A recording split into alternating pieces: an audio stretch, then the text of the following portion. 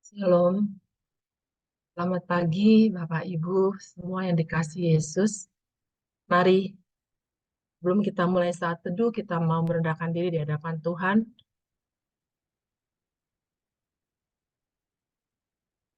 Kita buat tanda kemenangan kita dalam nama Bapa dan Putra dan Roh Kudus. Amin. Bapa kami yang dalam surga, selamat pagi Bapa, selamat pagi Tuhan Yesus, selamat pagi Roh Kudus. Kami bersyukur pagi ini Tuhan, kembali kami boleh diberi kehidupan oleh Engkau ya Tuhan Yesus, dan kami juga diberi kesehatan, sehingga kami bisa bangun pagi ini Tuhan, dengan tubuh yang sehat dan kekuatan yang baru daripadamu. Kami bersyukur Tuhan, semalam kami boleh tidur dengan enak dan nyenyak Tuhan. Pagi ini kami boleh bangun lagi Tuhan, untuk kami mau memulai lagi aktivitas kami pada hari ini. Sebelumnya Tuhan, saat ini kami mau saat teduh bersama Tuhan, selama 30 menit ke depan. Kami percaya Kau yang memimpin, Kau yang mengatur semua acara kami pada hari ini Tuhan. Kau juga yang akan bawa kami dalam memuji, menyembah-Mu. Bahkan kami boleh mendengar Tuhan sebagian daripada firman-Mu lewat anak-Mu yang Kau kasihi. Bapa yang baik, kami bersyukur Tuhan untuk kebaikan-Mu dalam hidup kami. Karena kami percaya Tuhan, hari ini hari baru, berkat yang baru juga Kau sediakan bagi kami semua. Tutup bungkus kami semua Tuhan, dalam darah-Mu Yesus. Dan Kau yang pimpin Tuhan, acara kami, jaringan internet kami, semua voice media kami semua Tuhan, agar berjalan lancar. Terima kasih Tuhan Yesus. Hanya kepadamu kami berdoa dan bersyukur. Amin. Shalom, selamat pagi sahabat terkasih. Mari kita mau menyiapkan hati kita, pikiran kita untuk menyiapkan saat teduh pada pagi hari ini. Seperti di Mazmur 5. Tuhan, pada waktu pagi Engkau mendengar seruanku. Pada waktu pagi aku mengatur persembahan bagimu, dan aku menunggu-nunggu. Mari kita awali saat teduh pada pagi hari ini. Kita mau menyatakan kemurahan-Nya, kita mau menyatakan kebaikan-Nya dengan menyanyikan lagu berkat kemurahan-Mu. Kau hiasi kehidupanku dengan kemurahan-Mu. Kau rancangkan masa depanku penuh dengan harapan. Aku ada saat ini, semuanya karena kasih-Mu. Aku hidup hari ini, semua berkat kemurahan-Mu. Terima kasih, Yesus. Engkau sangat baik, teramat baik bagiku. Kau hiasi kehidupanku dengan kemurahan-Mu. Kau rancangkan masa depanku penuh dengan harapan. Aku ada saat ini, semuanya karena kasih-Mu. Aku hidup hari ini, semua berkat kemurahan-Mu. Terima kasih, Yesus.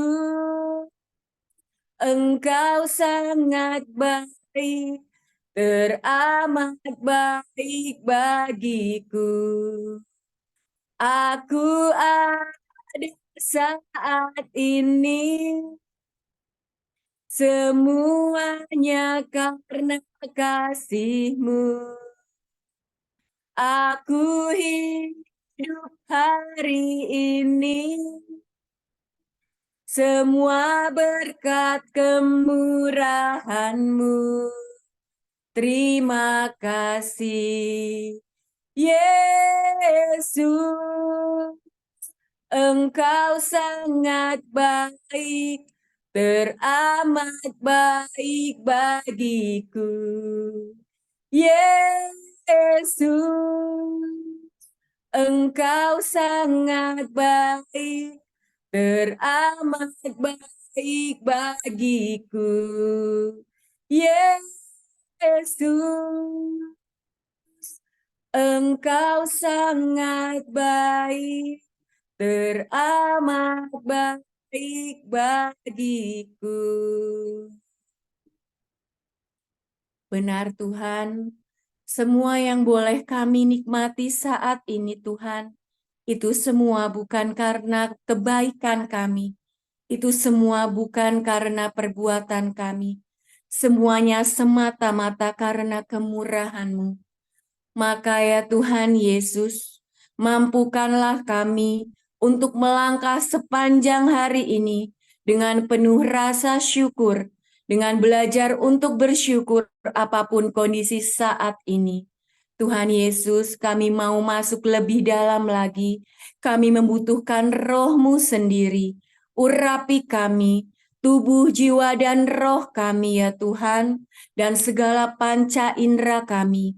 Kuasailah kami, biarlah kami saat ini hanya merasakan-Mu dan mengadakan perjumpaan pribadi lepas pribadi dengan-Mu saat ini.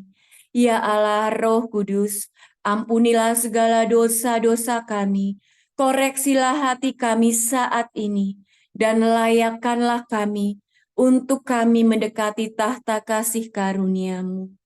Allah Bapa di dalam surga, hadirlah bersama kami juga saat ini. Hadirlah bersama kami di saat kami mau menyembah dan menyatakan bahwa Yesus satu-satunya Allah kami, satu-satunya penyelamat kami. Mari sahabat terkasih, kita mau satukan hati kita. Kita mau lambungkan pujian penyembahan hanya baginya.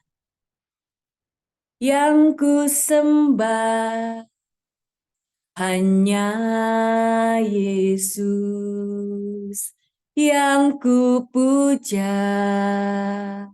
hanya Yesus, yang ku sanjung hanya Yesus. Sebab aku yang ku sembah, yang ku sembah hanya Yesus, yang ku puja hanya Yesus, yang ku sanjung hanya Yesus. Sebab aku Yesus, Yesus, Kau Allahku, Yesus, Engkau Tuhanku, Yesus, Engkau Rajaku yang turun ke dunia. Yesus, ku sembah Kau, Curahkan Roh Kudus-Mu kini. Aku menyembah masuk hadirat-Mu yang ku sembah hanya Yesus, yang ku puja hanya Yesus, yang ku sanjung hanya Yesus, sebab aku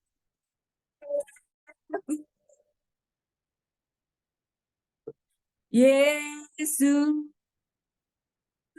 kau Allahku, Yesus,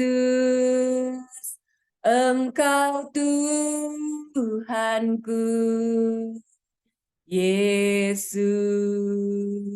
Engkau Rajaku yang turun ke dunia. Yesus, ku sembah Kau, curahkan Roh Kudus-Mu kini. Aku menyembah masuk hadirat Yesus, sembah Kau, curahkan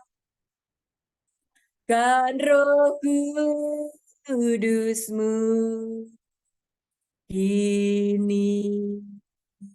Aku menyembah masuk hadirat-Mu, Yesus,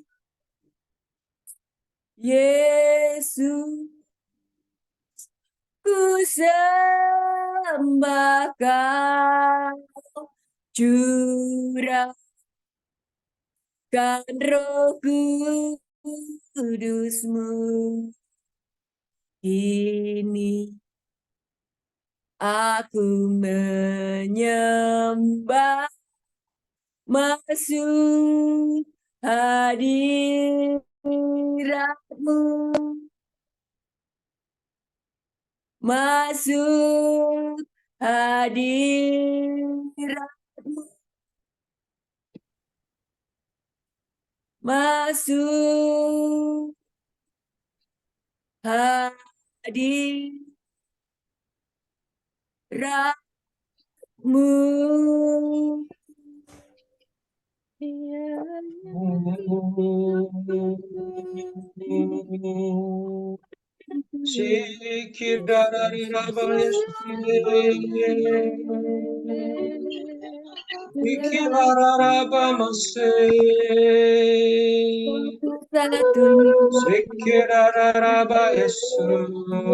Satu-satunya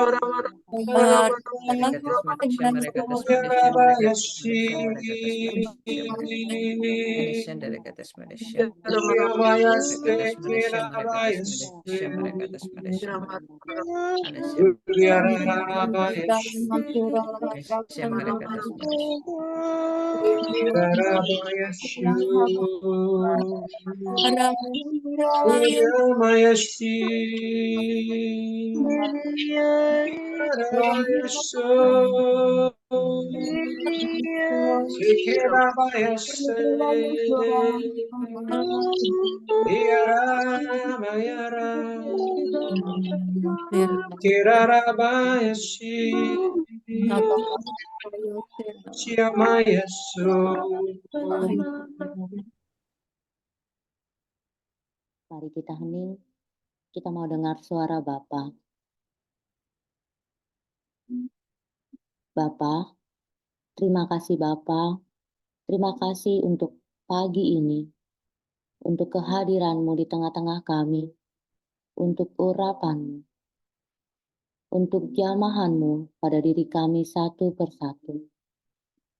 Bapa, Engkau tahu Bapa, kami anak-anak-Mu sangat rindu untuk mendengar firman-Mu.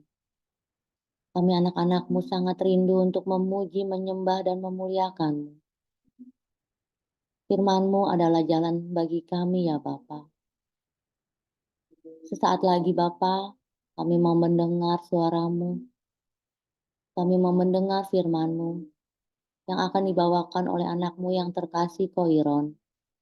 Urapi dan berkati Koiron ya Bapa, agar apa yang keluar dari mulutnya kami percaya itu hanya berasal daripada-Mu.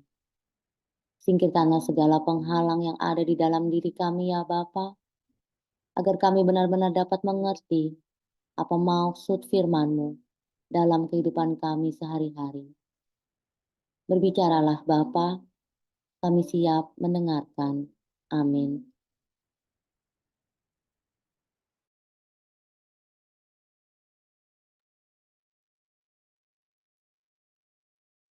Shalom, selamat pagi Bapak Ibu sahabat terkasih dalam Kristus. Suara saya jelas ya? Renungan pagi ini diambil dari Lukas 24 ayat 13 sampai 35. Saya mengundang Bapak Ibu untuk turut membaca bersama saya dari teks Alkitab masing-masing. Kenapa? Karena kita percaya ketika kita membaca firman Tuhan dengan sungguh-sungguh, dengan kerinduan untuk berjumpa dengan Yesus, kita pasti ketemu Yesus. Karena Yesus adalah firman yang hidup. Amin. Oke, saya akan siapkan, boleh disiapkan kembali ya, dari Lukas 24 ayat 13 sampai 35. Judul perikopnya, Yesus menampakkan diri di jalan ke Emmaus. Oke. Oke, saya akan pimpin. Inilah Injil suci menurut Lukas. Pada hari itu juga, 2 orang dari murid-murid Yesus pergi ke sebuah kampung bernama Emmaus, yang terletak kira-kira 7 mil jauhnya dari Yerusalem. Dan mereka bercakap-cakap tentang segala sesuatu yang telah terjadi.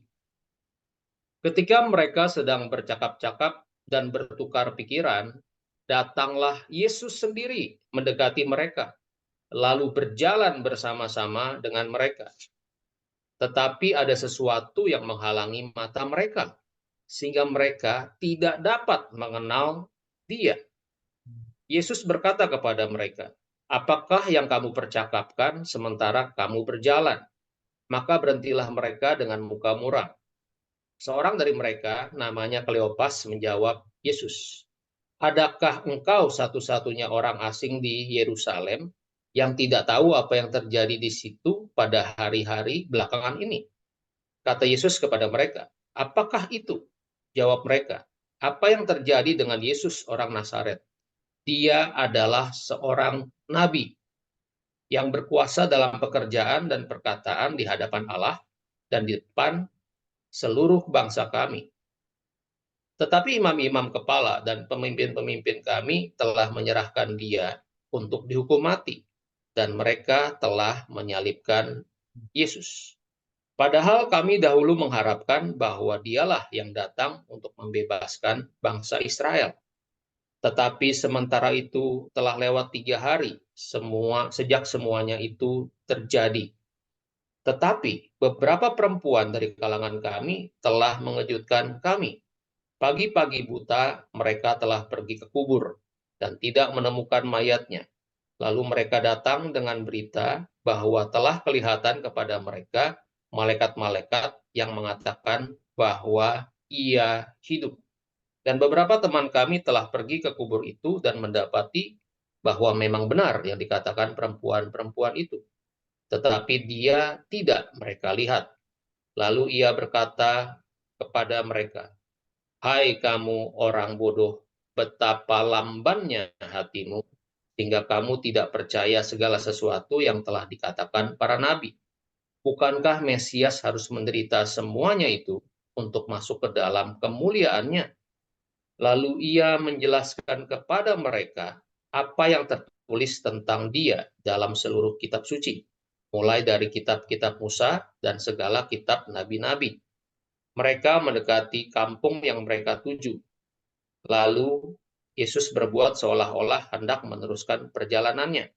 Tetapi mereka sangat mendesaknya, katanya, "Tinggallah bersama-sama dengan kami, sebab hari telah menjelang malam dan matahari hampir terbenam." Lalu masuklah ia untuk tinggal bersama-sama dengan mereka. Waktu ia duduk makan dengan mereka, ia mengambil roti, mengucap berkat, lalu memecah-mecahkannya dan memberikannya kepada mereka. Ketika itu terbukalah mata mereka, dan mereka pun mengenal dia, tetapi ia lenyap dari tengah-tengah mereka. Kata mereka seorang kepada yang lain, "Bukankah hati kita berkobar-kobar ketika ia berbicara dengan kita di tengah jalan, dan ketika ia menerangkan kitab suci kepada kita?" Lalu bangunlah mereka dan terus kembali ke Yerusalem. Di situ mereka mendapati ke-11 murid itu. Mereka sedang berkumpul bersama-sama dengan teman-teman mereka. Kata mereka itu, "Sesungguhnya Tuhan telah bangkit dan telah menampakkan diri kepada Simon." Lalu kedua orang itu pun menceritakan apa yang terjadi di tengah jalan dan bagaimana mereka mengenal dia pada waktu ia memecahkan roti. Demikianlah sabda Tuhan, terpujilah Kristus. Judul renungan pagi ini adalah apa yang menghalangi kita gagal mengenali Yesus dalam perjalanan hidup kita. Perikop ini berbicara mengenai Yesus menampakkan diri kepada 2 orang murid yang dalam perjalanan ke Emmaus.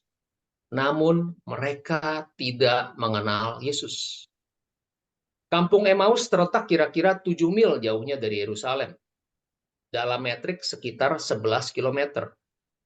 Saya pribadi pernah jogging dengan jarak bervariasi dari 10 sampai 12 km. Waktu tempuh kira-kira antara 1,5 sampai 2 jam. Nah, dalam kisah ini, 2 murid bercakap-cakap dengan Yesus sambil berjalan dengan tenang. Kemungkinan mereka bersama Yesus lebih dari 3 jam. sebelum Yesus masuk tinggal bersama dengan mereka. Namun di ayat 6 dikatakan, tetapi ada sesuatu yang menghalangi mata mereka, sehingga mereka tidak dapat mengenal Yesus. Padahal mereka waktu itu bersama-sama Yesus selama, ya saya perkirakan 3-4 jam. Mungkin juga lebih. Mengacu pada Markus 16 ayat 12, memang dikatakan Yesus menampakkan diri dalam rupa yang lain. Jadi mata di sini kan berbicara mengenai mata jasmani, melainkan mata rohani. Pertanyaan yang menarik bagi saya, mengapa kedua murid bisa gagal mengenal Yesus meskipun mereka berjalan bersama Yesus sedemikian lama? Saya percaya bahwa meskipun Yesus tampil dalam rupa atau fisik yang lain, namun gaya bicara, cara menatap, sikap tubuh, kemungkinan masih sama. Sebagai contoh, saya saja bisa membedakan derap langkah istri saya dengan derap langkah anak saya, hanya dengan mendengar dari dalam kamar, tanpa perlu melihat. Apa yang menjadi penghalang sehingga kedua murid gagal mengenal Yesus dalam perjalanan ke Emmaus? Nah, ini yang mau kita pelajari bersama. Pertama, mereka masih fokus pada harapan yang bersifat duniawi. Di ayat 21, mereka mengharapkan Yesus datang untuk menjadi Raja dunia yang membebaskan bangsa Israel dari penjajahan bangsa Romawi. Padahal Yesus datang sebagai Raja Surgawi yang harus mati menumpahkan darahnya di kayu salib untuk membebaskan dan menyelamatkan seluruh dunia, bukan hanya bangsa Israel. Karena fokus dan prioritas yang salah, kedua murid gagal mengenali Yesus. Nah, selama Anda dan saya hanya berharap akan kesuksesan duniawi, kekayaan, harta benda, uang, popularitas, dan kenikmatan duniawi, kita tidak mungkin mengalami perjumpaan dengan Yesus, apalagi mengenalinya dalam perjalanan hidup kita. Yang kedua, mereka belum percaya bahwa Yesus adalah Mesias. Buktinya, di ayat 19, mereka masih percaya bahwa Yesus hanya seorang nabi. Tanpa iman percaya bahwa Yesus adalah Mesias dan Juru Selamat pribadi, Anda dan saya akan gagal mengenali Yesus. Ketiga, meskipun mereka murid, namun mereka belum sungguh-sungguh memahami kitab suci.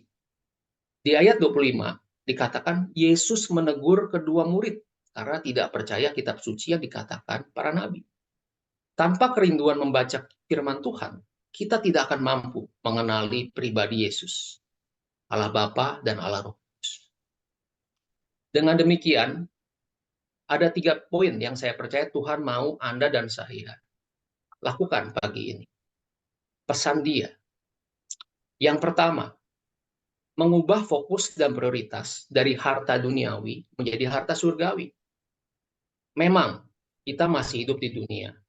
Meskipun demikian, prioritas dan pekerjaan utama kita adalah mengasihi Tuhan dan sesama. Segala pekerjaan, karir, bisnis, usaha Anda dan saya memang tetap harus kita lakukan selama kita hidup. Namun itu adalah pekerjaan sampingan. Poin kedua, percaya dengan iman secara sungguh-sungguh bahwa Yesus Kristus adalah Tuhan dan Juru Selamat Anda dan saya. Apapun pergumulan hidup yang ada, kita tetap percaya sekali Yesus tetap Yesus. Kadang-kadang memang saya pun kadang juga mengalami ketika menghadapi tekanan, menghadapi situasi yang rasanya kok mustahil. Kita tergoda untuk mulai berpikir dengan akal budi kita. Anda dan saya harus percaya akan Yesus 100%, tidak bisa setengah-setengah. Yang ketiga, bertekun membaca dan merenungkan kitab suci dan memohon Roh Kudus untuk terus menyingkapkan kebenaran firman Tuhan. Pengenalan akan Tuhan hanya bisa kita raih melalui firman-Nya sendiri. Ada proses dan perjalanan yang membutuhkan usaha dan waktu, tidak bisa instan. Izinkan Roh Kudus untuk menyingkapkan siapa diri Tuhan kepada kita melalui perjumpaan dan percakapan pribadi kita dengan Tuhan setiap hari. Saya akan menutup firman pagi ini dengan menyanyikan refren ini.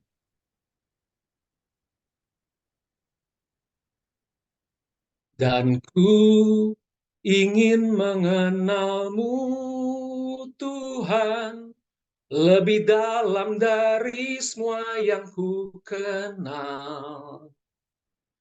Tiada kasih yang melebihi-Mu, ku ada untuk menjadi penyembah-Mu. Ku ada untuk menjadi penyembah-Mu. Ku ada untuk menjadi penyembah-Mu. Terima kasih, Tuhan Yesus memberkati.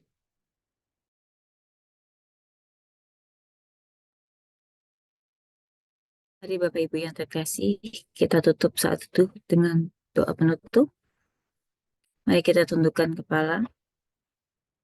Ya Tuhan yang Maha Pengasih, terima kasih atas firman yang telah Kau berikan kepada kami, yang telah disampaikan oleh anak-Mu, Pak Iron. Kiranya kami menjadi pribadi anak-Mu yang makin intim, makin mengenal Bapa dalam perjalanan hidup kami, sehingga kami pun terus taat, setia, berpengharapan, dan mendengarkan suara Bapa dalam hidup kami sehari-hari. Terima kasih juga atas pembimbing kami, Pak Paulus dan Bu Vila, yang selalu setia dalam pelayanan membimbing komunitas pemunihan hati ini. Berkati mereka beserta keluarganya, serta juga semua pelayan dalam komunitas ini, supaya terus diberkati dalam pelayanan dan karyanya, sehingga makin banyak pribadi yang mengenal dan mencintai Engkau ya Bapa.